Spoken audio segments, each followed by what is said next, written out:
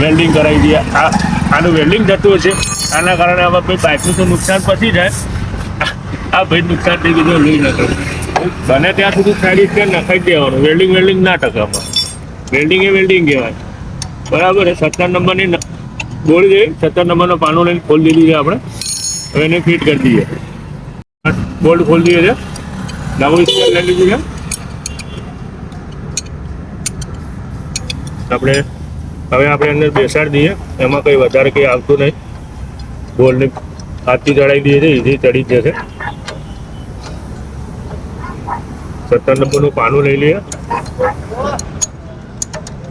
Tight કરી દઈએ આવી રીતે. નીચે એક નટ બીજી આવે છે, એ બી લગાવી દઈએ, જેથી શું નટ ખુલે ને જલ્દી બહાર ના આવે, સપોર્ટ મારે એના માટે આપેલી હોય છે. સ્પ્રિંગ જે તમે કેવી રીતે ફિટ કરવાની, આ જે ભાગ હોય હંમેશા નીચે હોય કે ઉપર, એમાં કંઈ ફરક ના પડે, પણ આપણે ઉપરની ભાગમાં રાખીએ. આવી રીતે બેસાડો, ડિસ્પ્લે લઈ લેવાનું, જે તૂટે ને થોડું મજબૂત હોય, આવી રીતે રાખી. હા, જો બેસી ગઈ, એકદમ ઇઝી જ છે. ભાઈ પકડ જ્યારે બે બાજુ દબાઈ દઈશું એટલે રેડી થઈ ગયું, બરાબર. જોઈ લો આનું કેટલું નાનું થાય છે, પડી ત્યાં ના વાગી જાય. જો ભાઈનું નુકસાન થઈ ગયું.